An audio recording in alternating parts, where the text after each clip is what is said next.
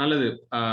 நாங்கள் தொடர்ந்தும் 10 கட்டளைகள்ல முதல் 5 கட்டளைகளை தேவனுடைய பெரிதான இரக்கத்தினாலே நாங்கள் கற்றுக்கொண்டு நாங்கள் ஓரளவுக்கு நாங்கள் கடவுளுடைய வார்த்தையை நாங்கள் விளங்கி கொண்டோம்.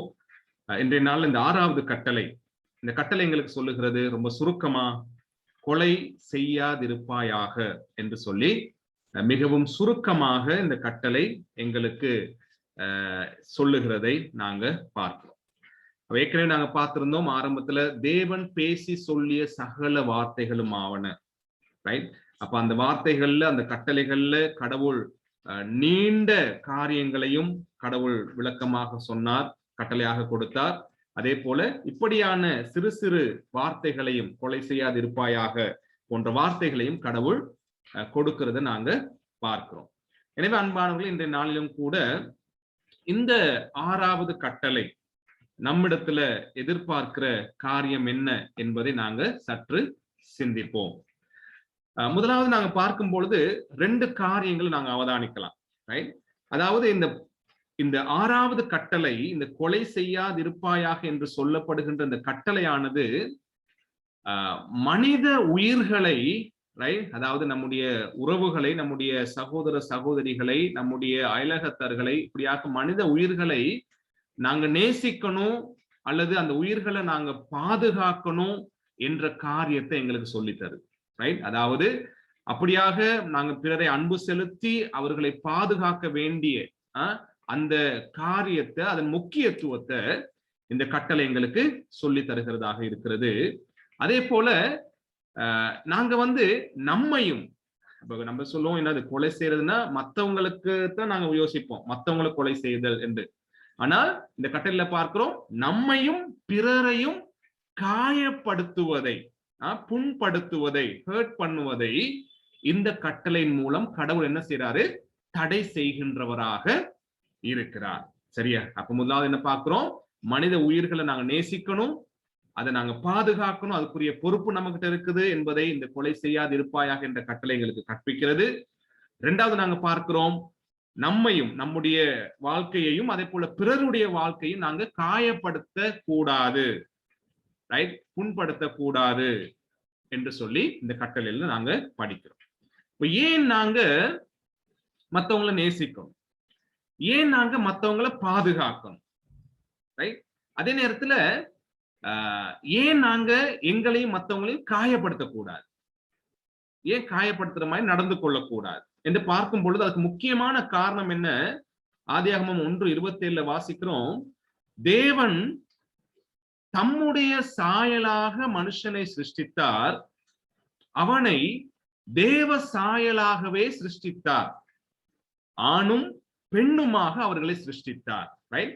இப்ப ஏன் கொலை செய்யக்கூடாது, ஏன் நாங்க மத்தவங்களை நேசிக்கணும், ஏன் நாங்க மத்தவங்களை பாதுகாக்கணும், ஏன் நாங்க மத்தவங்களை புண்படுத்தக்கூடாது, எங்களை நாங்க புண்படுத்தக்கூடாது? காரணம் இதுதான். ஏன்னா கடவுள் அவர் மனுஷனை அவருடைய சாயலாக சிருஷ்டித்திருக்கின்றார். எனவே அன்பானவர்களே, நாங்க உலகத்துல இருக்கிற ஒவ்வொரு மனுஷனையும் பார்க்கும் பொழுது, ரைட், நாங்க ஒரு விஷயத்தை கண்டு கொள்றோம். என்னது? அவர்கள் யாவரும் தேவனுடைய சாயல்ல படைக்கப்பட்டிருக்கிறார்கள். எனவே தேவனுடைய சாயல்னால அவங்க படைக்கப்பட்டிருக்கிறதுனால நான் அவர்களை நேசிக்க வேண்டும், ரைட்? நேசிக்காம இருக்கிறதுக்கு பல விஷயங்களை நம்ம சொல்லலாம். ஆனா கடவுளுடைய விஷயத்துல ஒண்ணு பார்க்கிறோம், என்னது? நீங்க நேசிக்க வேணும். ஏன்? கடவுள் அவருடைய சாயலால மக்களை படைத்திருக்கின்றார், ரைட்? அடுத்து பார்க்கிறோம் பாருங்க, ஆதியாகமம் 9:6 மனுஷன் தேவ சாயலில் உண்டாக்கப்பட்டபடியால் மனுஷனுடைய இரத்தத்தை எவன் சிந்துகிறானோ அவனுடைய இரத்தம் மனுஷனாலே சிந்தப்பட கடவது. அங்கேயும் என்ன சொல்றாரு ஆண்டவருடைய வசனம்? என்ன சொல்லுது? மனுஷன் தேவ சாயலினால உண்டாக்கப்பட்டிருக்கிறதுனால அவனுடைய இரத்தத்தை யாரும் என்ன செய்யக்கூடாதான்? சிந்தக்கூடாது, ரைட்? அதாவது அவன் உயிர் ஆபத்து ஏற்படும் வகையில யாரும் அவனுக்கு விரோதமாக செயல்படக்கூடாது. காரணம், அவன் தேவ சாயலால படைக்கப்பட்டிருக்கின்றான், ரைட்? அப்ப தேவசாயல் சொல்லும் பொழுது நாங்க பார்க்கிறோம், உலகத்துல நிறைய காரியங்களை கடவுள் படைத்துட்டு மனுஷனை மட்டும் விசேஷ படைப்பாக, ஒரு மேன்மையான படைப்பாக என்ன சொல்லுவாங்க, இந்த படைப்பின் மணி மகுடம். ஒரு படைப்புக்கும் அவ்வளவு பெரிய மேன்மைய கடவுள் கொடுக்கல, மனுஷனுடைய படைப்பு கொடுத்த மாதிரி. ரைட்? அந்த மேன்மையா கனத்துக்குரியவனாய் தன்னுடைய சாயல்ல தன்னுடைய கரங்கள்ல அவனை உருவாக்கி படைச்சிருக்கிறதுனால நாங்க அப்படியாப்பட்ட மனிதர்களை நேசித்து பாதுகாக்க வேண்டிய பொறுப்புடையவர்களாக இருக்கிறோம். ரைட்? அவர்களை நாங்க காயப்படுத்துவதிலிருந்து நாங்க விலகி இருக்க வேண்டியவர்களாக இருக்கிறோம். சரியா? ஒரு எழுத்தாளர் இப்படியா சொல்றார். ரைட்? பாருங்க, ஒரு மனிதனுடைய வாழ்க்கையை சேதப்படுத்துவது என்பது கடவுளின் தலை சிறந்த படைப்புகளில் ஒன்றை சிதைப்பதாகும். சரியா? பாருங்க, ஒரு முறை இந்த சீகிரியாவுக்கு இந்த சின்ன பிள்ளைகள்லாம் ட்ரிப் போயிட்டு அங்க இருக்கின்ற அந்த ஓவியத்தை ஒரு பிள்ளை பென்சிலாலேயோ ஏதோலயோ கீறிடுச்சான். ரைட்டா? கீர்ணத்துக்காக என்ன செய்தாங்க, அந்த பிள்ளைய ஜெயில போட்டாங்க. காரணம் என்ன? இவங்க பாதுகாத்து வச்சிருக்கின்ற ஒரு மேன்மையான ஒரு கனத்துக்குரிய நாட்டின் வரலாற்றுக்கு குந்தகம் விளைவிக்கிற வகையில, அதை சிதைக்கும் வகையில அந்த பிள்ளை செயல்பட்டுச்சுன்னு சொல்லி. அதே மாதிரி எங்கேயும் நாங்க பார்க்கிறோம், மனுஷனுடைய வாழ்க்கை கடவுளுடைய தலை சிறந்த படைப்புன்னு நம்ம பார்க்கிறோம். அது அவர் டிசைன் பண்ணது, அவருடைய விருப்பத்துல அவர் அழகா அதுக்கு உருவம் கொடுத்து செய்திருக்கிறார். எனவே ஒரு மனுஷனுடைய வாழ்க்கையை சிதைக்கிறது, அவனுடைய வாழ்க்கைய எடுக்கிறது, அவனை காயப்படுத்துறது, ரைட், அல்லது நேசிக்காம விடுறது, அல்லது பாதுகாக்காம விடுறது, இந்த காரியங்கள் எல்லாமே என்னத்தை காண்பிக்குதுன்னு சொன்னா, கடவுளுடைய படைப்பை நானும் நீங்களும் சிதைக்கிறவர்களாக இருக்கிறோம். அப்ப கொலை செய்வதன் மூலம் நாங்க என்ன செய்யறோம்? கடவுளுடைய படைப்பை சிதைக்கின்றோம். ரைட்? அவர் ஒரு நோக்கத்தோட தாயின் கருவுல அந்த குழந்தையை வைத்து, ஒரு நோக்கத்தோட அந்த குழந்தையை அந்த தாயின் கருவுல இருந்து வெளியே எடுத்து, ஒரு நோக்கத்தோட அந்த உயிரை இந்த உலகத்துல வாழ வச்சிருக்கிறார் இல்லையா? அவருக்கு ஒரு நோக்கம் இருக்கு அந்த உயிர் இந்த உலகத்துல வாழ்றதுக்கு. ஆனால் நானும் நீங்களும் அதை எடுப்பதன் மூலம் கடவுளுடைய நோக்கத்தையே, கொலை செய்வதன் மூலம் கடவுளுடைய நோக்கத்தையே நாங்க என்ன செய்யறோம்? இல்லாமல் செய்கிறவர்களாக, சிதைக்கிறவர்களாக நானும் நீங்களும் இருக்கிறோம் என்பதை இந்த கொலை செய்யாதிருப்பாயாக என்ற கட்டளை எங்களுக்கு அறிமுகமாக ஞாபகப்படுத்துகிறது. ரைட்? அதே காரியத்தை இன்னும் கொஞ்சம் விரிவா நாங்க பார்ப்போம்னு சொன்னா, ஹைடல்பர்க் கேட்டகிசம் அதுல இருக்கிற 105வது கேள்வி பதில வாசிக்கிறோம். எப்படி? தேவனுடைய சாயலாக படைக்கப்பட்டவன் ஒரு மனிதனை அழிப்பது என்பது தேவனுடைய சாயலையே அழிப்பதாகும். ரைட்டா? கடவுளுடைய சாயல்ல ஒருத்தனை கடவுள் படைச்சிருக்கிறாரு. அந்த மனுஷனை நான் போய் அழிக்கிறேன்னு சொன்னா, அவனை நான் கொலை செய்யறேன்னு சொன்னா, நான் என்ன செய்யறேன்? கடவுளுடைய சாயலையே அவனுடைய வாழ்க்கையில் நான் இல்லாமல் செய்யறேன்னு அர்த்தமாகுதான். இது தேவனுக்கு எதிரான தாக்குதல். தேவன் ஒருவரே மனிதனுக்கு ஜீவனை கொடுக்கிறார். ஆகவே அவர் மட்டுமே அதை எடுக்க முடியும். கொலை செய்வது மிக கொடிய பாவமாகும் என்று சொல்லப்படுது. அப்ப நாங்க திரும்பவும் இங்க நாங்க பார்க்கிறோம் என்ன, நாங்க கொலை செய்வதன் மூலம் நாங்க யோசிக்கிறோம், என்னுடைய எதிரியை நான் இல்லாம ஆக்குறேன்னு யோசிக்கிறோம் இல்லையா? மனுஷனுக்கு அப்படித்தான் நினைக்கிறான். ரைட்? எனக்கு பிரச்சனையா இருக்கிறவன், எனக்கு அச்சுறுத்தலா இருக்கிறவன், அவனை நான் இல்லாம ஆக்கும்படி அவனை கொலை செய்யறேன்னு நினைக்கிறோம். ஆனா இங்க ஆண்டவருடைய வசனத்துல இந்த விளக்கம் கொடுக்கும்போது என்ன சொல்லப்படுதுன்னு பாருங்க. நாங்க தேவனுக்கு விரோதமாக எதிராக செயல்படுறோம். ரைட்? ஏன்னா நான் முதல்ல சொன்னேன் இல்லையா, கடவுள் தான் அந்த மனுஷனுக்கு ஜீவனை கொடுத்திருக்கிறார். ரைட்? அந்த ஜீவனை கொடுக்கிறதுக்கும் அந்த ஜீவனை எடுக்கிறதுக்கும் ஒரே ஒருவர் அதிகாரம் உள்ளவரா இருப்பார்னு சொன்னா அந்த கடவுள் மட்டுமே. எனவே அவர் செய்கின்ற வேலையை நாங்க போய் செய்ய போவோம்னு சொன்னா அது கொடிய பாவம் என்று சொல்லி ஹைடல்பர்க் கேட்டகிசம் வேத வினாவிடை நமக்கு சொல்லி தருகிறது. ரைட்? அடுத்து பார்ப்போம், நாங்க இந்த கொலை, அப்ப இப்படியான ஒரு காரியத்தை நாங்க வாசிக்கிறோம், நாங்க வேத வசனத்துல வாசிக்கிறோம், உன்னதமான மனுஷனுடைய உயிரை எடுக்கிறது கொடூரமானதுன்னு சொல்லி. அப்ப வேதாகமம் அதை எப்படி இன்னும் அந்த அவன் உயிரை எடுக்கிறது பறிக்கிறது மோசமான செயல்னு காட்டுதுன்னு சொன்னா, இன்னும் சில வசனங்களை நான் வாசிக்கலாம். நிறைய வசனங்கள் இருக்கு, ஆனா குறிப்பிட்ட சில வசனங்களை மாத்திரம் நான் எடுத்தேன். இந்த கொலைக்குரிய தண்டனை எப்படி கொடுக்கப்பட்டுச்சுன்னு சொன்னா பாருங்க, லேவியாகமம் 24:17 வாசிக்கிறோம். ஒரு மனிதனை கொல்லுகிறவன் எவனோ அவன் என்ன செய்யப்படணுமா? கொலை செய்யப்பட வேண்டும். இது கடவுளுடைய கட்டளை. ரைட்? ஒருத்தனை போய் ஒருத்தன் கொலை செய்யறான்னு சொன்னா கடவுளுடைய கட்டளை என்னது? கொலை செய்தவன் கொல்லப்படும். அடுத்த வசனம் பாருங்க. நீங்கள் இருக்கும் தேசத்தை பரிசுத்த குலைச்சலாக்காதிருங்கள். அதாவது கொலை செய்வதின் மூலம் கடவுளுடைய சிருஷ்டிப்புக்கு விரோதமாக செயல்பட்டு கடவுளுடைய நாமத்துக்கு அகௌரவத்தையும் அவருக்கு எதிராக செயல்படுவது மூலம் நீங்கள் பரிசுத்த குலைச்சலாக்காத படிக்கு இரத்தம் தேசத்தை தீட்டுப்படுத்தும். இரத்தம் சிந்தினுடைய இரத்தத்தினால் ஒழிய வேறொன்றினாலும் தேசத்திலே சிந்துண்ட இரத்தத்திற்காக பாவ நிவர்த்தி இல்லை. ரைட்? அப்ப ரத்தம் சிந்துதல் சொன்னா கொலை செய்யறது, அடிச்சு வெட்டி கொலை செய்யறது.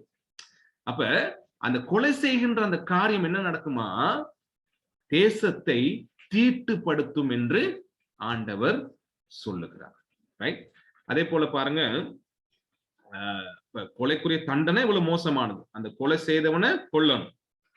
அவன் கொலை யாருடைய ரத்தத்தை சிந்தினானோ சிந்தினவனுடைய ரத்தம், அதாவது அவனுடைய ரத்தமும் சிந்தப்படணும். கொலை செய்தவனுடைய ரத்தமும் சிந்தப்படணும். அதுதான் கடவுளுடைய கட்டளை. அதே மாதிரி பாருங்க, யோவான் 8:44 பாக்குறோம்.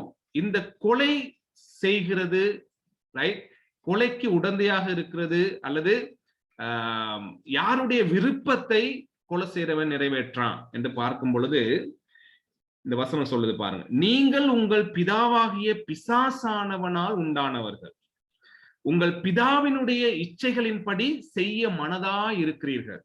ரைட்? அதாவது கடவுளுக்கு விரோதமா செயல்படும் போது இந்த வசனம் சொல்லப்படுது. அவன், அதாவது பிசாசு எப்படியாப்பட்டவனா? அவன் ஆதி முதற்கொண்டு மனுஷ கொலைபாதகனாய் இருக்கிறான். ரைட்? யாரு மனுஷ கொலைபாதகன்? சாத்தானானவன். ஆதி முதல் அவனுடைய செயல் மனுஷனை கொலை செய்வது. அதாவது கடவுள் அருமையாய் படைத்து வைத்த மனிதர்களை பாவத்திலே விளைவைத்து அவர்களை ஆவிக்குரிய ரீதியில மரணத்துக்கு ஏதுவாக, பாவத்தின் சம்பளம் அந்த மரணம், அந்த மரணத்துக்கு ஏதுவாக மனுஷனை கொலை செய்கின்ற ஒரு கொலைகாரனாக ஆதி முதல் செயல்படுகின்றவன் யாரு? சாத்தானானவன். எனவே அன்பானவர்களே, கொலை செய்வதின் மூலம் நாங்க என்ன செய்யறோம்? கடவுளுக்கு எதிராக செயல்படுற அதே நேரத்துல சாத்தானுடைய விருப்பத்தை நிறைவேற்றுகின்றோம். ஏன்னா அவன் என்னது ஆதி முதற்கொண்டு மனுஷ கொலைபாதகனா இருக்கிறதுனால, அதுதான் அவனுடைய விருப்பமா இருக்கிறதுனால அதை நாங்க செய்யும் பொழுது நாங்களும் சாத்தானுடைய விருப்பத்தை நிறைவேற்றுகின்றோம். அதே நேரத்துல கடவுளுக்கு விரோதமாக செயல்படுகின்றவர்களாக இருக்கிறோம். ரைட்? இப்ப பார்ப்போம், பைபிள்ல சில கொலைகள். ரைட்? பாருங்க, உலக வரலாற்றிலேயே முதலாவது இடம்பெற்ற மனுஷ கொலை, ரைட், யாரு? காயின் ஆபேல கொலை செய்தார். ரைட்? தன் சகோதரனை கொலை செய்தது.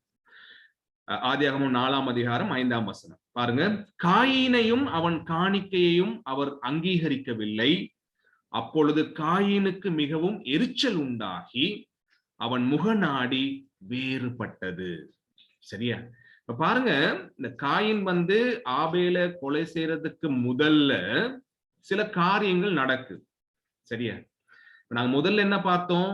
மற்றவங்களுடைய உயிரை பாதுகாக்கணும், மற்றவங்களுக்கு ஒரு காவலனாக இருக்கணும், மற்றவங்களுடைய உயிரை மதிக்கணும், இல்லையா? அவங்கள நாங்க காயப்படுத்தக்கூடாது. இது எல்லாமே இந்த கொலைக்குள்ள அடங்கும்னு நாங்க பார்த்தோம், இல்லையா? இப்ப இந்த காயின் ஆபேலை கொலை செய்வதற்கு முதல் இந்த வசனத்துல பார்க்கிறோம் என்ன காரியம் நடக்குது. ரைட்? காயினுக்கு மிகவும் என்ன உண்டானுச்சா? எரிச்சல் உண்டாகி அவன் முக நாடி வேறுபட்டது. சரியா? முதலாவது அவன் கொலை செய்யறதுக்கு முதல்ல எரிச்சல் உண்டாகுது, முக நாடி வேறுபடுதுன்னு வாசிக்கிறோம். ரைட்? அதுக்கப்புறம் ஆதியாகமம் 4ஆம் அதிகாரம் 8ஆம் வசனம் சொல்லுது, காயின் தன் சகோதரனாகிய ஆபேலோட பேசினான். அவர்கள் வயல்வெளியில் இருக்கும் சமயத்தில் காயின் தன் சகோதரனாகிய ஆபேலுக்கு விரோதமாய் எழும்பி அவனை கொலை செய்தான் என்று சொல்லி வாசிக்கிறோம். ரைட்? இப்ப முதலாவது எரிச்சல், முகநாடி வேறுபடுது, அதுக்கப்புறம் அது கொலையில போய் முடிகிறத நாங்க பார்க்கிறோம். சரியா? இப்ப பாருங்க, வெறுமனே ஒரு கோபத்துல மட்டும் செய்யறது இல்ல கொலையா இருந்துச்சுங்க, இல்லையா? இல்லையா? அங்க நாங்க சொன்னோம் இல்லையா, என்னது அதுக்கு முதல்ல சில விஷயங்கள் நடக்குது. ரைட்? என்ன விஷயம்? கடவுள் காயின என்ன செய்யல? காயினையும் காயினுடைய காணிக்கையும் அவர் ஏற்றுக்கொள்ளல. ரைட்? 4ஆம் அதிகாரத்துல வாசிக்கிறோம், ஆதியாகமம். ஏற்றுக்கொள்ளாததுனால என்ன நடக்குது? காயின் கோபம் அடைகிறாரு, எரிச்சல் படுறாரு, அவருடைய முகநாடி வேறுபடுது. ஆகவே ஒரு சந்தர்ப்பம் பார்த்து அவர் காத்திருக்கிறாரு. ஏற்ற வேலை வயல்வெளியில், அதாவது தன்னுடைய கரத்துக்குள்ள தன்னுடைய சகோதரன் மாட்டிக்கொண்டான். தாங்கிட்ட இருந்து தப்பிக்க முடியாத ஒரு சூழ்நிலை. அப்படியான இடம் வந்தோடனே தன்னுடைய அந்த கொலைவெறி தாக்குதலை மேற்கொண்டு தன்னுடைய சகோதரனை கொலை செய்கிறத நாங்க பார்க்கிறோம். சரியா? அடுத்து பாருங்க. அப்ப நாங்க இந்த இடத்துல பார்க்கிற முதலாவது விஷயம் என்னது? கடவுளோடு உள்ள உறவு பாதிக்கப்படும் பொழுது சக மனிதனோடு உள்ள உறவு பாதிக்கப்படுகிறது என்று சொல்லி ஒரு இறையியல் எழுதுகிற ஒரு மனிதன், தேவ மனிதன் எழுதுகிறார். சரியா? இப்ப பாருங்க, இந்த 10 கட்டளைகள் 2ஆ பிரிச்சு நாங்க படிச்சோம் இல்லையா? 2ஆ பிரிக்கப்படுதுன்னு சொல்லி ஆண்டவர் இயேசு கிறிஸ்துவின் மூலம். முதல் 4 கட்டளை தேவனோடு இருக்கிற அன்பு. மிகுதியான 6 கட்டளைகள் மனிதனோடு காண்பிக்கின்ற அன்பு. ரைட்? ரைட்? தேவனுக்கு கொடுக்க வேண்டிய ஆராதனை, அவருக்கு கொடுக்க வேண்டிய கணம், அதே போல பிறரை நேசிக்க வேண்டிய காரியமாக 4 6ஆக பிரிக்கப்பட்டதுன்னு நாங்க பார்த்தோம் இல்லையா?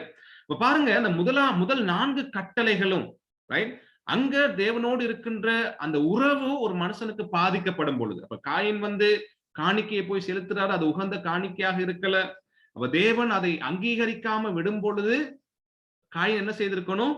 அங்க தேவன் கிட்ட கேட்டு இருக்கலாம், அல்லது மன்றாடி இருக்கலாம், தன்னுடைய பிழை என்ன என்று கேட்டு இருக்கலாம் இல்லையா?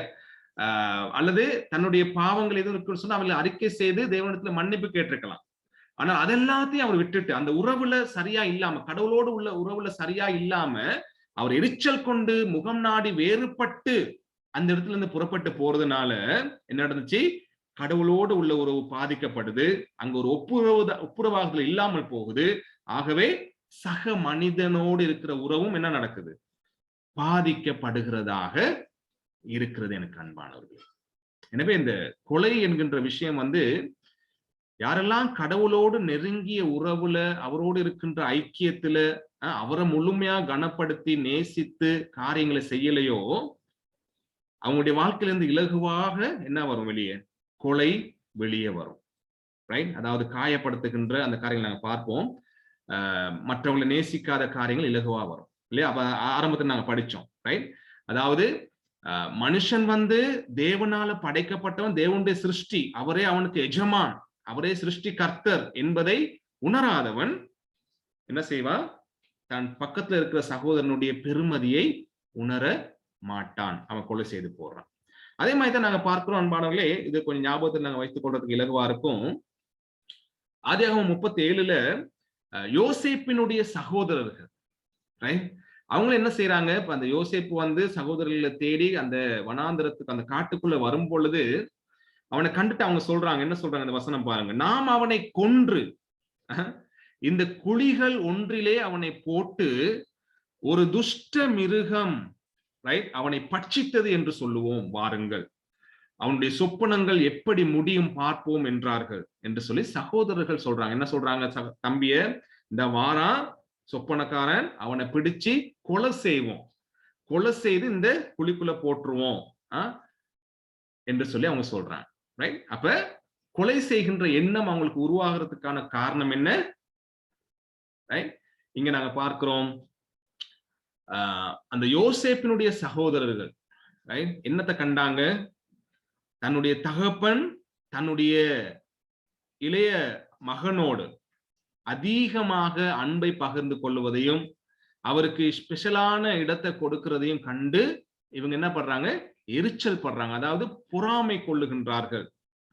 அந்த எரிச்சலும் பொறாமையும் எங்க கொண்டு போய் விட்டுருக்காங்கள? இந்த வசனத்துல சொல்ற மாதிரி கொலைக்கு நேராக வழி நடத்தி இருக்கிறத நாங்க பார்க்கிறோம். கொலை செய்யக்கூட அஞ்சாத இடத்துக்கு அவங்கள கொண்டு விட்டு இருக்கிறது. காரணம் என்ன? அவங்களுடைய மனதுல எழும்பின பொறாமைகளும், மனதுல எழும்பின அந்த எரிச்சல். சரியா? அதே மாதிரி நாங்க காயின்ல பார்த்தோம், என்னது? கடவுள் எனக்கு அங்கீகாரம் கொடுக்கல, ரைட், என்னுடைய சகோதரனுக்கு அங்கீகாரம் கொடுக்கிறாரு, அவனை ஏற்றுக்கொள்றார் என்ற காரியம் ஒரு பொறாமையும் ஒரு எரிச்சலையும் ஏற்படுத்துகிறது. அந்த எரிச்சலும் பொறாமையும் அந்த வெறுப்பும் என்ன நடக்குது, கொலையில கொண்டு போய் முடிகிறத நாங்க பார்க்கிறோம். சரியா? நீதிமொழிகள் 27:4 வாசிக்கிறோம், உக்கிரம் கொடுமை உள்ளது, சரியா, கோபம் நிஷ்டூரம் உள்ளது. நிஷ்டூரம் உள்ளதுன்னு சொன்னா கோபம் எப்படியாப்பட்டதா, மூர்க்கத்தனமானது அல்லது ஒழுக்கக்கேடானது. அதுதான் அந்த நிஷ்டூரம் உள்ளதுன்னு சொல்லப்படுது.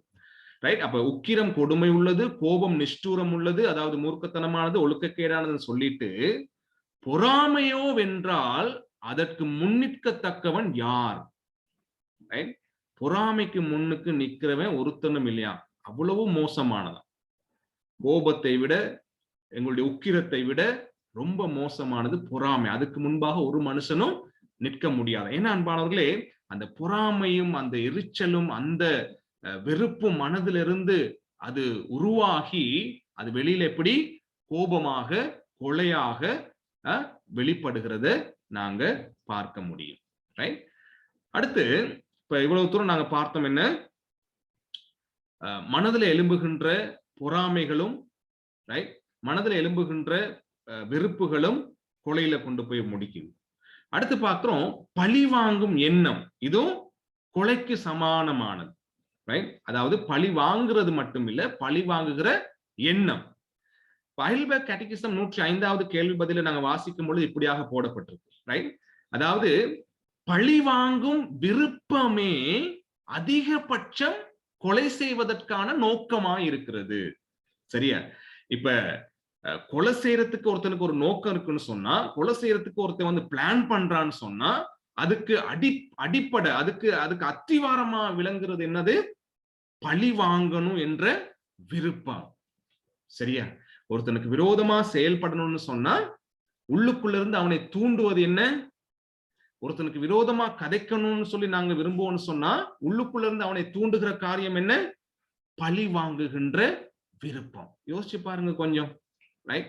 நானும் நீங்களும் யாரோ எங்களுக்கு விரோதமாக செயல்பட்டதை, யாரோ எங்களுக்கு மனம் புண்படிப்படி பேசினதை, யாரோ எங்களுக்கு விரோதமாக செயல்பட்டதை, சிலர் அவங்க அதை நினைச்சு அப்படி கூட எங்களை புண்படுத்தணும்னு சொல்லி கூட நடந்திருக்க மாட்டாங்க. சில நேரங்கள்ல நாங்க அதை யோசிச்சு இவங்க இப்படித்தான் செயல்பட்டு இருக்காங்க, எனக்கு விரோதமா செயல்பட்டுருக்காங்கன்னு சொல்லி ஒரு கோபத்தை, ஒரு எரிச்சலை மனசுல வச்சு கொண்டுட்டு நேரம் வரும் பொழுது என்ன நடக்கும்?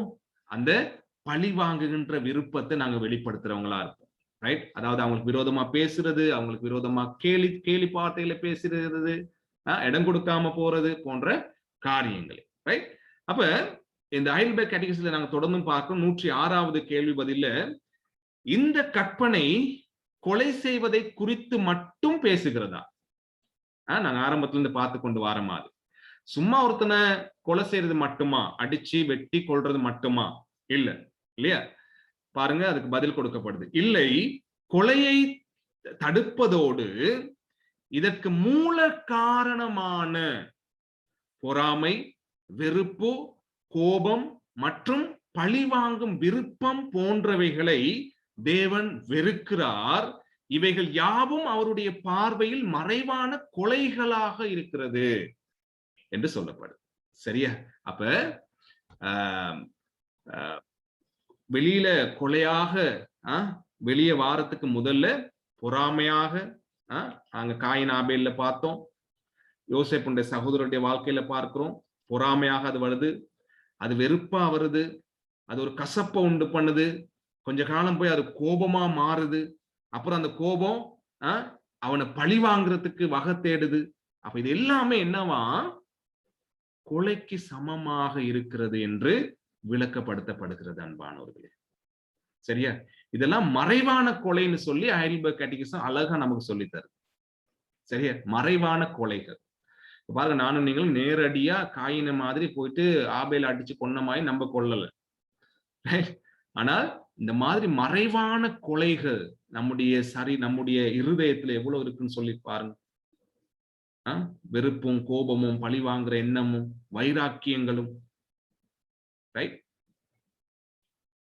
அடுத்து பார்ப்போம் மத்தேயு 5:21-22 ஆண்டவர் இயேசு கிறிஸ்து போதிக்கிறார். கொலை செய்யாதிருப்பாயாக என்பதும் கொலை செய்கிறவன் நியாய தீர்ப்புக்கு ஏதுவா இருப்பான் என்பதும் பூர்வத்தாருக்கு உரைக்கப்பட்டது என்று கேள்விப்பட்டிருக்கிறீர்கள். கொலை செய்தா மரணம் தான் அப்படின்னு சொல்லி நாங்களும் வாசிச்சோம் இல்லையா? அந்த காரியத்தை ஞாபகப்படுத்துறார். நான் உங்களுக்கு சொல்லுகிறேன், தன் சகோதரனை நியாயமில்லாமல் கோபித்துக் கொள்ளுகிறவன் நியாய தீர்ப்புக்கு ஏதுவா இருப்பான். தன் சகோதரனை வீணன் என்று சொல்லுகிறவன் ஆலோசனை சங்க தீர்ப்புக்கு ஏதுவா இருப்பான். மூடனே என்று சொல்லுகிறவன் எரி நரகத்துக்கு ஏதுவா இருப்பான்னு சொல்லி ஆண்டவர் இயேசு கிறிஸ்து போதிக்கிறத நாங்க பார்ப்போம். சரியா? பாருங்க, இங்க இந்த ஹைடல்பர்க் கேட்டகிசம் விளக்கத்தோடு நாங்க இதை நோக்கி பார்க்கும் பொழுது ஆண்டவர் நம்முடைய மனதுல எழும்புகின்ற, சிந்தனையில எழும்புகின்ற சகோதரர்களுக்கு விரோதமான, பிற மனிதனுக்கு விரோதமான அந்த கோபங்களையும் அந்த பழிவாங்கும் எண்ணங்களையும் கணக்கெடுக்காம வீணன் என்று சொல்லுகின்ற எண்ணங்களையும், அந்த எழும்புகின்ற அந்த எண்ணத்தை கொலைக்கு சமானமாக விளக்கப்படுத்துகிறது. அதாவது கொலைக்குரிய அந்த தண்டனைக்குரிய குற்றமாக விளக்கப்படுத்துகிறத நாங்க பார்க்கிறோம் எனக்கு அன்பானவர்களே. ரைட்? பாருங்க, சகோதரனை வீணனே அப்படின்னு சொல்லுவோம். நம்ம வாய் திறந்து சொல்லாட்டியும் நம்முடைய ஒரு பார்வையிலேயே அப்படி நினைக்க வச்சிருவோம் சிலரை. சிலரை அவ்வளவு வெட்கத்துக்குரியவங்களாக நாங்க பார்க்கிற பார்வையிலேயே நாங்க அப்படி ஆக்கிருவோம் அவங்களை, இல்லையா? அப்ப என்னத்தை நாங்க சொல்ல வாரோம்? நாங்க ஆரம்பத்துல படிச்சோம் என்னது? தேவனுடைய சாயல்ல அவங்க படைக்கப்பட்ட, தேவனுடைய உருவத்துல, தேவனுடைய சாயல்ல, தேவனுடைய அந்த உன்னதமான படைப்பாக அவங்க இருக்கிறாங்க என்பதை உணராது செயல்படுகின்ற காரியத்தை இது எங்களுக்கு காண்பிக்கிறது அன்பானவர்களே. ரைட்? அப்ப நியாயம் இல்லாமல் கோபித்துக் கொள்ளுகின்ற காரியம் அது கொலைக்குரிய, தண்டனைக்குரியதுன்னு சொல்லி ஆண்டவரும் சொல்லுகிறத நாங்க பார்க்கிறோம். எனவே இந்த கொலை வெளிப்படையானது மாத்திரமல்ல, நம்முடைய மனசுக்குள்ள எழும்புகின்ற, வருகின்ற, நாங்க அடக்கி வைத்துக் கொண்டிருக்கின்ற இந்த காரியங்களை அது வெளிப்படுத்துகிறதாக இருக்கிறது என்பதை நாங்க ஞாபகத்துல வைத்துக் கொள்ளலாம். ரைட்? இன்னும் ஒரு விதமான கொலையை நாங்க வேதாகமத்துல பார்க்கிறோம். சரியா? அதாவது நேரடியாகவும் அடிச்சு கொள்ளல, நேரடியா வெட்டல, நேரடியா காரியங்களை செய்யல. ஆனா இங்க ஒரு சம்பவம் நடக்குது. 2 சாமுவேல் 11ஆம் அதிகாரம், அதுல நீங்க வாசிக்கும் பொழுது, தொடர்ந்து அந்த அதிகாரங்களை வாசிக்கும் பொழுது நாங்க கண்டு கொள்ளலாம். எங்களுக்கு இந்த சம்பவம் தெரியும். ரைட்? அதாவது உரியா என்பவன் ரொம்ப தாவீதோடு இருக்கின்ற ஒரு போர் வீரன். ரைட்? அந்த போர் வீரனுடைய மனைவி தான் யாரு? பத்சேபாள். பத்சேபால தனக்கு உரிமையாக்கி கொள்றதுக்காக, ரைட், அவனை தனக்கு உரிமையாக்கி கொள்றதுக்காக தாவீது என்ன செய்யறாரு? ரைட்? இப்ப பாருங்க, இந்த கடைசியா எழுதி இருக்கிற வசனங்களை, காலமே தாவீது யோவாபுக்கு ஒரு நிருபத்தை எழுதி உரியாவின் கையில் கொடுத்து அனுப்பினான். சரியா? யோவாபுக்கு ஒரு நிருபத்தை எழுதி யார் கையில கொடுத்து அனுப்புறாரு? உரியா கிட்ட கொடுத்து அனுப்புறாரு. யாரு உரியா? பத்சேபாளினுடைய மனைவி, கணவன். அப்ப அந்த நிருபத்தை அவன்கிட்டே கொடுத்து அனுப்புறாரு. அந்த நிருபத்துல என்ன எழுதி இருக்குது? கீழே பாருங்க. அந்த நிருபத்திலே, மும்முரமாய் நடக்கிற போர் முகத்திலே நீங்கள் உரியாவை நிறுத்தி அவன் வெட்டுண்டு சாகும்படிக்கு அவனை விட்டு பின்வாங்குங்கள் என்று எழுதியிருந்தான். உரியா கிட்டே கொடுத்து அனுப்புறாரு. யோவாபு கிட்ட கொண்டு போய் கொடு. யோவாப் யாரு? படை தளபதி. மக்களை அந்த யுத்தத்துக்கு சரியான முறையில மனுஷர்களை அனுப்புறவன், படை வீரர்களை. அங்க என்ன லெட்டர்ல எழுதியிருக்கிறாரு? இந்த உரியாவை முன்னுக்கு அனுப்பி, அதாவது முத யுத்தம் நடக்கும் பொழுது படை வீரர்கள் வருகின்ற அந்த முன்னணையில முன் பந்திகள்ல அவனை அனுப்பிடு, அந்த களத்துல முன்னணியாக அவனை அனுப்புன்னு சொல்லி அனுப்பி விடுறார். ரைட்? என்ன நடக்குது? அங்க உரியா செத்து போறாரு அந்த யுத்தத்துல. ஏன்னா அங்க இருந்து எய்கின்ற அம்புகள் முதலாவது முன்னுக்கு இருக்கவங்க மேலதான் படும். ரைட்? அங்க உரியா செத்து போறார். இங்க என்ன நாங்க பார்க்கிறோம்? இப்ப தாவீது நேரடியாக உரியாவை கொல்லல, இல்லையா? ஆனால் கடிதத்தின் மூலம் ஒரு விஷயத்தை அவரு செய்திருக்கிறத நாங்க பார்க்கிறோம். சரியா? செய்தது மூலம் என்ன நடக்குதுன்னா, இங்க இதன் மூலம் ஒரு கொலை, இந்த கொலையின் மூலம் என்னத்தை நாங்க காண்றோம்னு சொன்னா, உறவுகளை பிரிக்கிற ஒரு காரியத்தை இங்க நாங்க பார்க்கிறோம். சரியா? உறவுகளை பிரிக்கிற ஒரு காரியம். அதாவது உரியாவும் பட்சேபாலும் கணவன் மனைவிகளாக இருக்கிறாங்க. ஆனால் அந்த கணவன் மனைவி என்ற அந்த உறவு என்ன செய்யப்படுது? இங்க பிரிக்கப்படுகிறத நாங்க அவதானிக்கிறோம் அன்பானவர்கள். தாவீது தன்னுடைய சுயநலனுக்காக, தன்னுடைய ஆசைக்காக, தன்னுடைய காரியங்களுக்காக ரைட் என்ன செய்யறாரு? இன்னும் ஒரு குடும்பத்தையே பிரிக்கிறத நாங்க பார்க்கிறோம். ஒருத்தனை கொல்லும் பொழுது அந்த மற்றவருக்கு துணை இல்லாம போகிற காரியத்தை நாங்க இங்க பார்க்கிறோம். பட்சேபால் உடந்தையாக இருந்தாலும் இங்க ஒரு பிரிவை ஏற்படுத்துகிறத நாங்க பார்க்கிறோம். அப்ப கொலை என்னும் பொழுது நானும் நீங்களும் இன்னும் ஒரு குடும்பத்துல பிளவை ஏற்படுத்துற மாதிரி செயல்படுவோம் என்று சொன்னால், ரைட், இன்னும் ஒரு குடும்பத்துல கணவன் மனைவி ரொம்ப நெருக்கமா இருக்கிறாங்க, அல்லது கணவன் மனைவியா இல்லாட்டியும் பரவாயில்ல, வேற யாராவது மாமி மருமகளா இருக்கலாம், மாமன் மருமகனா இருக்கலாம், அல்லது பிள்ளைகள் பெற்றோர்களா இருக்கலாம், உறவினர்களா இருக்கலாம், ரொம்ப சந்தோஷமா நெருக்கமா இருக்கிறாங்க. நாங்க அதன் இடையில போய் அந்த குடும்பத்துல ஒரு பிளவை ஏற்படுத்தும்படி, ஒரு பிரிவை ஏற்படுத்தும்படி பேச்சினாலேயோ அல்லது செயல்களினாலேயோ செயல்படும் பொழுது அங்க ஒரு பிளவு உண்டாகுதுன்னு சொன்னா, ஒரு ரெண்டு உறவுகளுக்கு இடையில ஒரு பிளவு உண்டாகுதுன்னு சொன்னா நாங்க என்ன செய்யறோம்? கொலை செய்கின்றவர்களாக இருக்கிறோம் என்பதை இந்த சம்பவம் எங்களுக்கு ஞாபகப்படுத்துகிறது. சரியா? இப்ப பாருங்க, நானும் சில இடங்கள்ல சில வீடுகள்ல போயிட்டு அவங்களுடைய சொந்த காரியங்கள் எல்லாத்தையும் விசாரிச்சுட்டு உறவு காரியங்கள்லாம் விசாரிச்சுட்டு சில இடங்கள்ல எங்களுடைய வாயின் வார்த்தையினால அந்த உறவுகளை பிரிக்கிற மாதிரி நாங்க செஞ்சு வச்சுட்டு வந்துருவோம் வேலைக்கு. சில இடங்கள்ல மற்றவர்களை பத்தி தவறான காரியங்களை சொல்லி மற்றவர்களுடைய பேரை கலங்கடிக்கிற மாதிரி விஷயங்களை சொல்லி ஒரு குடும்பத்துல நாங்க சில நேரங்கள்ல அல்லது நல்ல நண்பர்களுக்கு இடையில ஒரு பிளவை ஏற்படுத்துறவங்களாக நாங்க இருப்போம்னு சொன்னா அது கொலைக்கு சமமான ஒரு விஷயமாக இருக்கிறது என்பதை நாங்க ஞாபகத்துல வைத்துக் கொள்ளும் அன்பானவர்களே. எனவே நாங்க ஒருவரை குறித்து பேசுவது மிக அவதானத்தோடு நாங்க பேசணும். அதே நேரத்துல இன்னும் ஒரு ரெண்டு பேர் நல்ல உறவுல இருக்கும் பொழுது அந்த உறவை நான் சொந்தமாக்கி கொள்றதுக்காக, நான் சொந்தமாக்கி கொள்றதுக்காக நான் செயல்படுற காரியங்கள் கூட எப்படியாப்பட்டதா இருக்குது? ஒரு உறவுல பிளவை கொண்டு வர காரியங்கள் கூட எப்படியாக இருக்குது? அது கொலையாக இருக்கிறது என்பதை நாங்க ஞாபகத்துல வைத்துக் கொள்ள வேண்டும். சரியா? இங்க தாவீது அப்படியான ஒரு காரியத்தை செய்து உரியாவை கொலை செய்து மற்றவர்களை தனக்கு சொந்தமாக்கி கொண்டதை போல நாங்களும் உறவுகளை பிரித்து நமக்கு சாதகமான காரியங்களை மற்ற குடும்பத்துல எதிர்பார்க்கின்ற விஷயம். உறவுகளை பிரிப்பது கொலைக்கு சமம். அடுத்து நாங்க பார்க்கிறோம், லூக்கா 10ஆம் அதிகாரத்துல ஆண்டவருடைய வசனத்துல வாசிக்கிறோம். எங்களுக்கு தெரிஞ்ச சம்பவம் தான் இது. நல்ல சமாரியன் நம்ம சொல்லுவோம். அங்க சீக்கிரமா நாங்க பார்க்கலாம். ஒருத்தன் கல்லர்களால அடிபட்டு ஒரு பிரயாணி குற்றுயிராய் கிடக்கிறார்.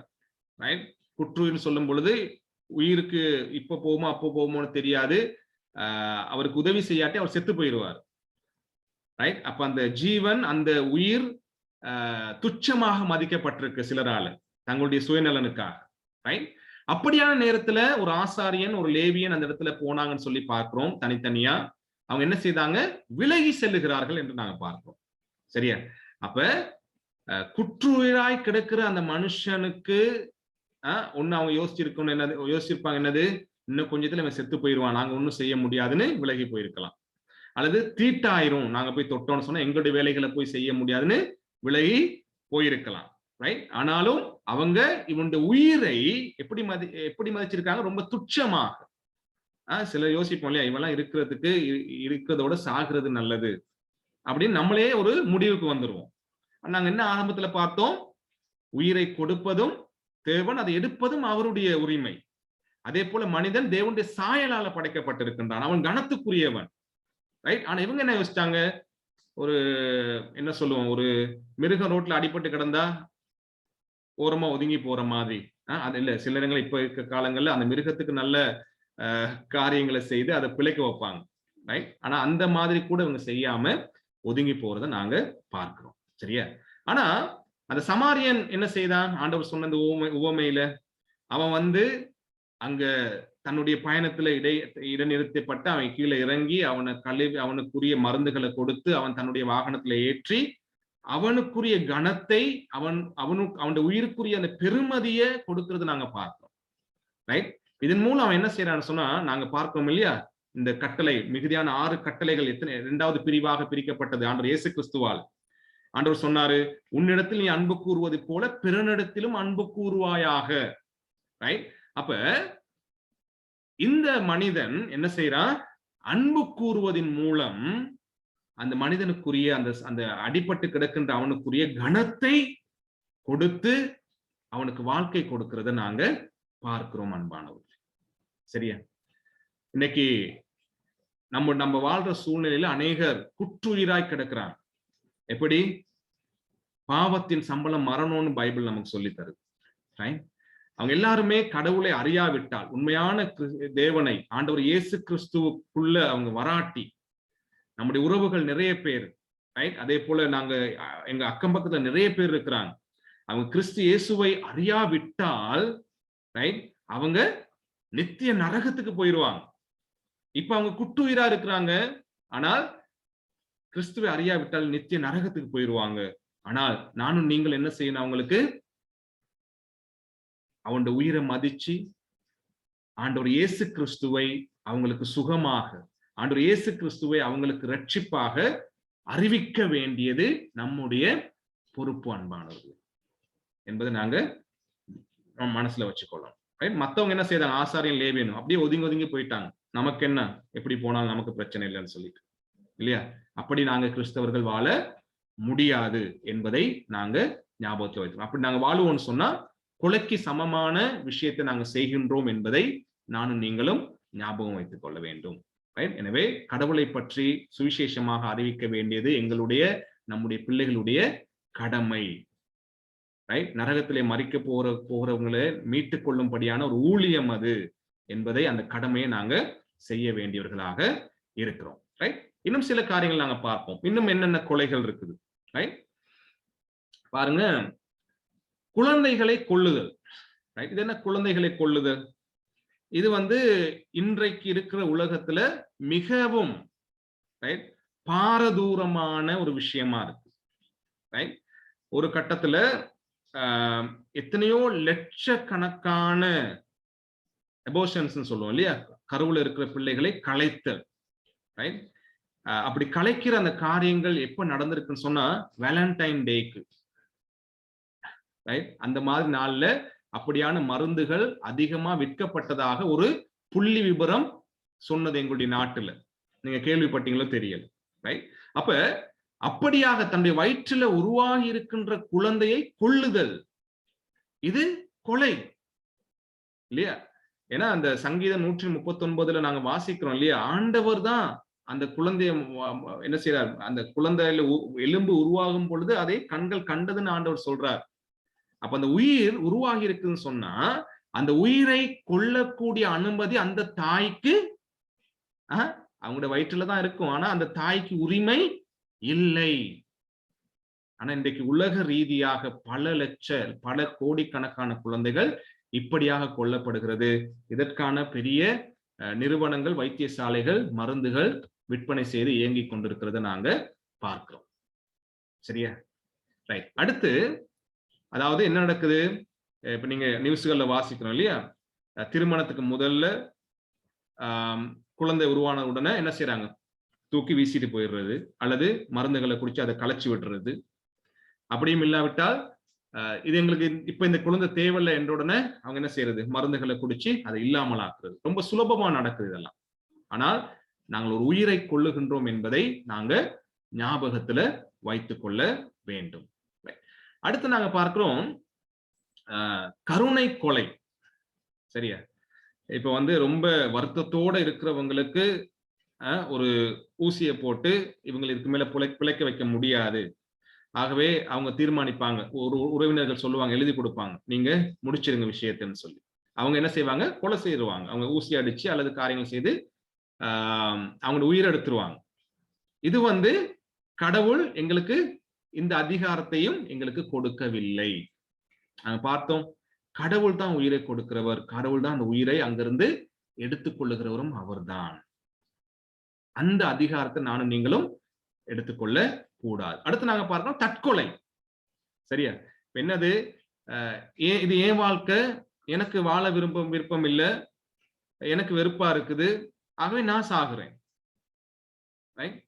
என்று சொல்லி தன்னையே கொலை செய்து கொள்ளுவது. இதுக்கும் நமக்கு எந்த விதமான அதிகாரமும் இல்லை என்பதை நாங்க ஞாபகத்துல வைத்துக் கொள்ளலாம். சரியா? அதே மாதிரி இன்னும் சில காரியங்கள் நாங்க பார்ப்போம்னு சொன்னா, இப்ப எங்களுடைய சரீரத்தை நாங்க ரொம்ப அதிகமா கவனிக்காம விடும் பொழுது, எங்களுக்கு ஒரு நோய் இருக்குது, அந்த நோயை நாங்க சரியான முறையில சுகமாக்கி கொள்றதுக்காக நாங்க பிரயாசப்படாம இருப்போம்னு சொன்னா, அல்லது நல்ல சத்தான ஆகாரங்களை சாப்பிடாம அப்படியே நாங்க ஏனோ தானோன்னு வாழ்ந்துகிட்டு இருப்போம்னு சொன்னா, அது எல்லாமே எங்களை நாங்க காயப்படுத்திக் கொள்ளுகின்ற அல்லது எங்களுக்கு விரோதமா எங்களுடைய சரீரத்துக்கு நாங்க விளைவித்துக் கொள்ளுகின்ற ஒரு கேடான விஷயமாக இருக்கிறது.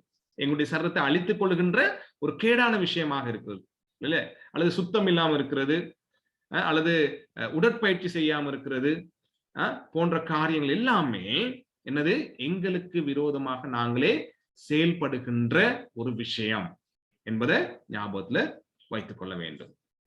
அதே மாதிரி நாங்க பார்க்கிறோம் அன்பானவர்களே, ஒரு புக்ல ஒருத்தர் எழுதுறார் அமெரிக்காவில் நடந்த விஷயத்தை.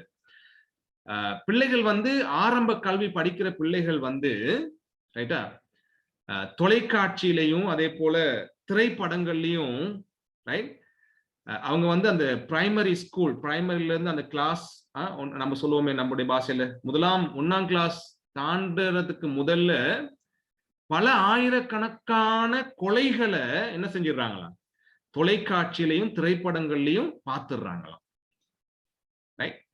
என்ன நடக்குது, அந்த தொலைக்காட்சியில திரைப்படங்கள நடக்கின்ற அந்த கொலை சம்பவங்கள் அவங்களுடைய மனசுல போய் பதிகின்றது என்பதை நாங்க ஞாபகத்தில் வைத்துக் கொள்ளணும். பிள்ளைகள் மனசுல அது பதியுது. அதே போல பாருங்க, இன்றைக்கு இருக்கிற வீடியோ கேம்ஸ், இன்னைக்கு பிள்ளைகள் போன்ல விரும்பி விளையாடுற கேம்ஸ் என்னது, மத்தவன கொல்றது, கன் எடுத்துட்டு போயோ கத்தி எடுத்துட்டு போயோ ஆமிக்கார மாதிரி இன்னொரு கேம்புக்கு மத்தவன கொல்ற விளையாட்டுகள் நிறைய இருக்கு. பிள்ளைகள் ரொம்ப இன்ட்ரெஸ்டா விளையாண்டுட்டு இருப்பாங்க. கன்ல அவன் தலையிலேயே சுட்டேன் மச்சான், அவன் கழுத்தை அப்படியே வெட்டி விட்டுட்டேன் போன்று சொல்ற காரியங்கள் சர்வ சாதாரணமா போயிடுச்சு. இன்னைக்கு நான் பார்த்தோம், சாத்தான் அவன் மனுஷ கொலை பாதகன். ரைட், நம்முடைய பிஞ்சு சிசுக்களுடைய மனசுல இந்த கொலை பாதகங்களை, இந்த கொலை எண்ணங்களை கொஞ்சம் கொஞ்சமாக போட்டு கொண்டு வரதை நாங்க பார்க்கிறோம். அப்ப அந்த எழுத்தாளர் எழுதுறாரு, இப்படி சின்ன வயசுல இருந்தே பார்த்து பழகி, இப்படி சின்ன வயசுல இருந்தே விளையாட்டுல கூட மத்தவங்களுடைய உயிரை மதிக்காம சுட்டு கொலை செய்து பழகினவங்களுக்கு பெரிய ஆளா வந்தோடனே அது ஒரு பெரிய விஷயமா தெரியலையா, கொலை என்பது சர்வ சாதாரணமா இன்னைக்கு நடந்து கொண்டிருக்கிறது என்று எழுதுகிறார். ரைட், உண்மைதான் இல்லையா? நமக்கான ஒரு எச்சரிக்கை. அடுத்து நாங்க பார்ப்போம், நாவினால, சீக்கிரமா வருவோம், நாங்க கொஞ்ச நேரத்தில் நாங்க முடிச்சிடலாம். நாவினால நம்ம கொலை செய்யறோம். எப்படி பாருங்க, ஒருத்தர் எழுதுறார், ஒரு எழுத்தாளர் ரைக்கன் என்று சொல்லுகின்ற வேத எழுத்துனர், வேதத்தை வியாக்கணம் பண்றவர் எழுதுறாரு, நாவினாலே நாம் ஏற்படுத்துகின்ற காயம் எந்த வைத்தியராலேயும் குணப்படுத்த முடியாது. சரியா? அப்ப வசனம் பாருங்க, நீதிமொழிகள் 12:18, பட்டய குத்துக்கள் போல் பேசுகிறவர்களும் உண்டு. சரியா? ஞானம் உள்ளவர்களுடைய நாவோ ஔஷதம். ரைட், அப்ப வாயில எப்படி நம்ம மத்தவங்களை கொலை செய்யறோமா, இந்த வசனத்தை பார்க்கிறோம், பட்டய குத்துக்கள் போல், பட்டயம்னா கத்தி, கத்தியில குத்துற மாதிரி பேசுகிறவர்கள் உண்டு.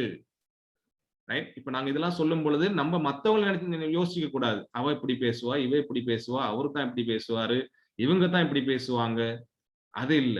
இங்க நாங்களே சுய பரிசோதனை செஞ்சு பார்க்க வேண்டியதா இருக்கு. என்னது, நான் இப்படியாக பேசுகிறேனா, என்னுடைய வார்த்தைகள் பட்டய குத்து மாதிரி கொலை செய்வதை போல வெளியே செல்லுகிறதா என்பதை நாங்க சிந்திக்கணும் அன்பானவர்களே.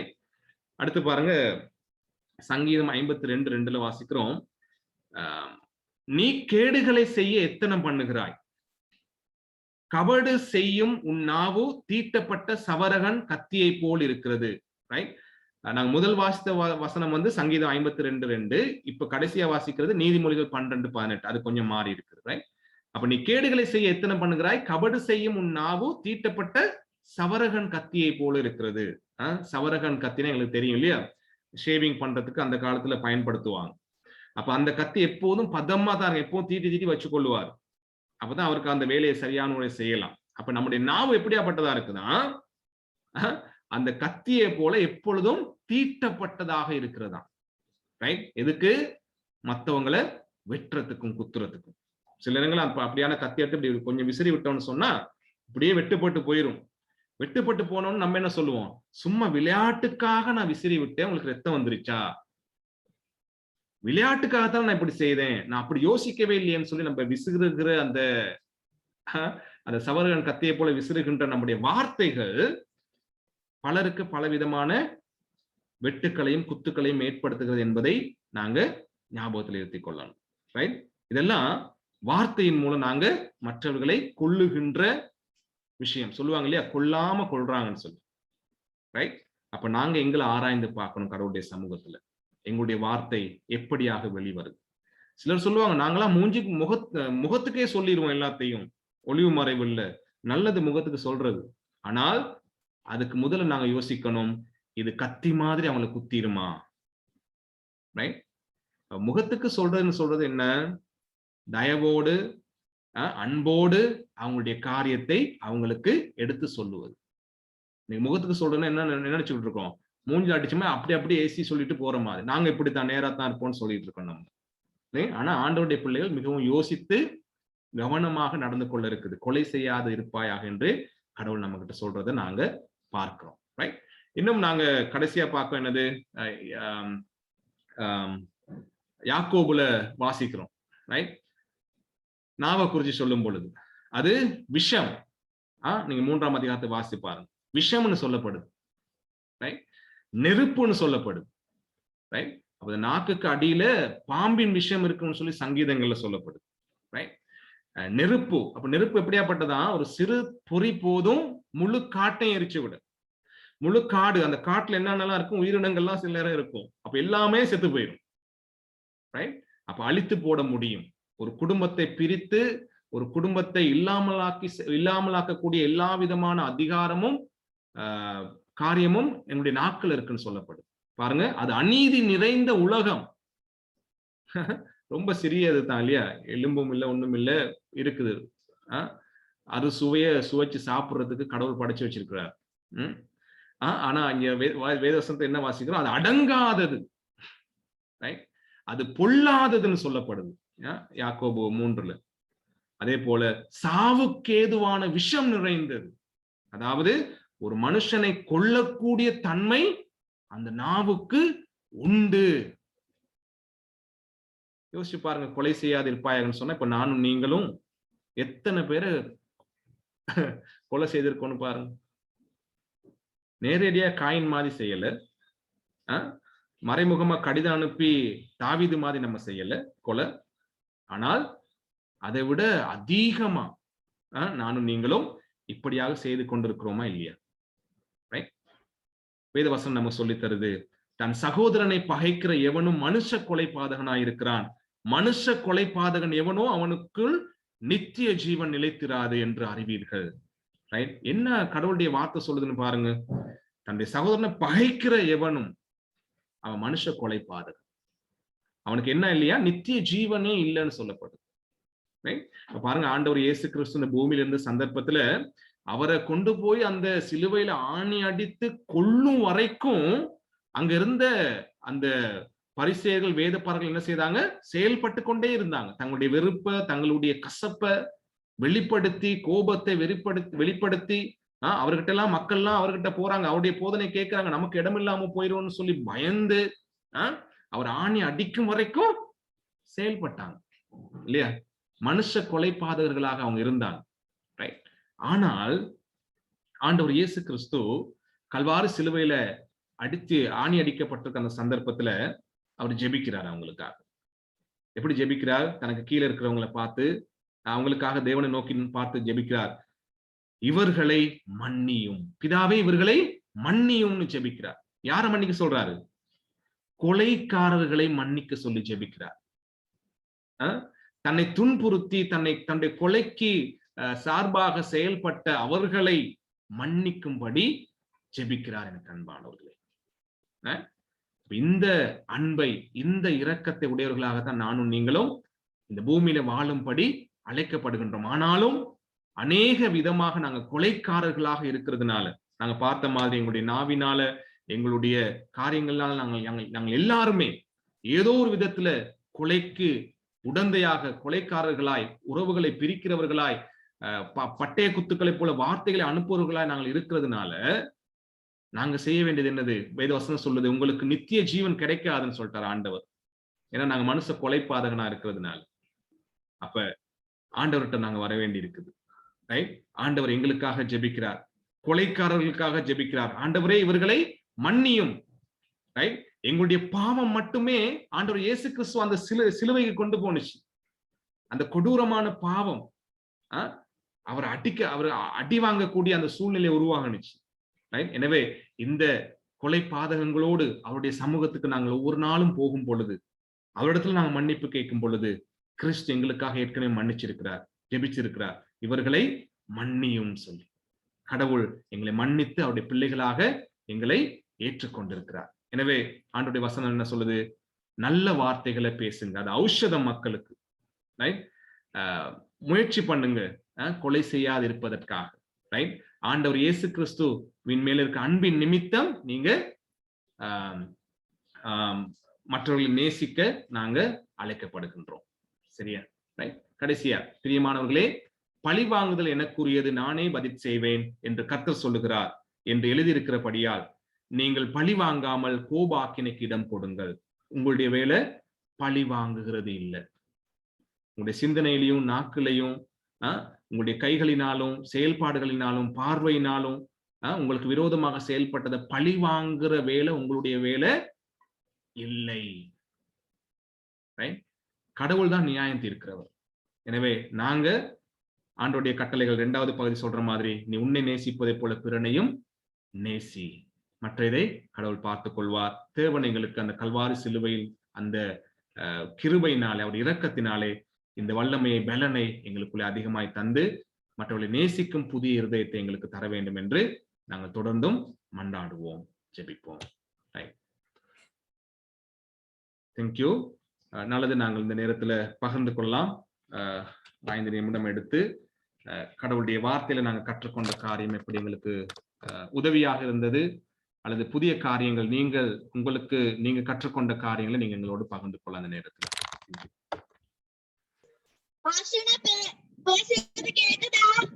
கேக்குது லூக்கா? சொல்ல போறேன். ஃபர்ஸ்ட் பாயிண்ட் வந்து, God கிரியேட் பண்ண மனுஷனை இன்னொரு மனுஷன் கொலை பண்ண என்ன